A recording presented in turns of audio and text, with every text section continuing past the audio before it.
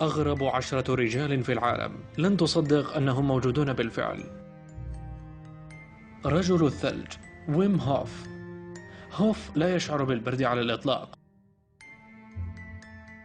والغريب أنه لا يعاني من أي حالة مرضية أو خلل بالهرمونات، فقط حصل على قدرة خارقة عن طريق تدريبات اليوغا والتأمل، وقد استطاع تسلق قمة جبل إيفرست وهو يرتدي سروالا خفيفا فقط. الرجل المطاط جيري تيرنر.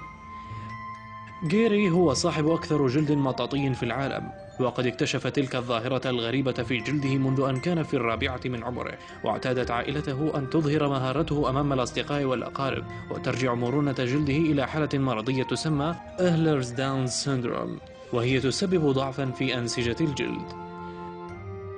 أقذر رجل في العالم أمو هاجي. إيراني عمره 80 عاما، لم يستحم أو يغتسل أبدا منذ 60 عام، فهو يعتبر أقذر رجل في العالم، كما أنه يدخن سجائر يصنعها بنفسه من براز الحيوانات. ويقول هاجي أن سبب ذلك صدمة عاطفية تعرض لها في شبابه. الرجل الحوت باول كاراسون. باول كان هو السبب في حالته الغريبة، حيث أنه يعاني من تصبغ جلده باللون الأزرق كأثر جانبي لاستخدامه مركب الفضة لعلاج حالة متقدمة من التهاب الجلد، مما أدى إلى تراكم الفضة تحت جلده لتكسبه هذا اللون الغريب، وقد توفي بأزمة قلبية عن عمر يناهز 62 عام.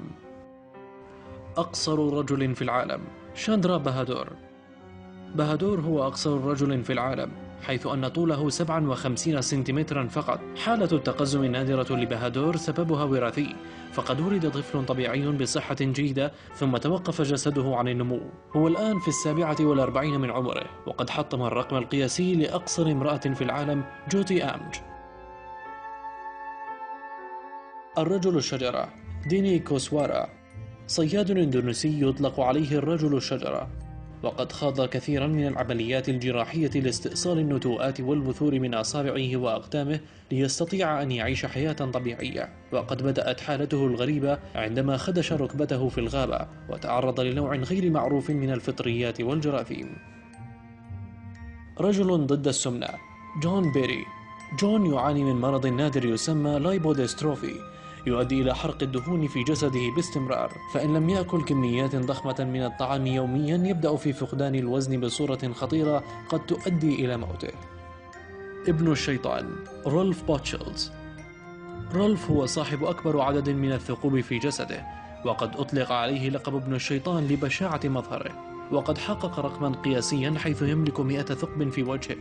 ويحب رولف تعذيب نفسه بتجديد الثقوب كل فترة، وقد وصل عددها إلى 453 ثقب في جميع أنحاء جسده.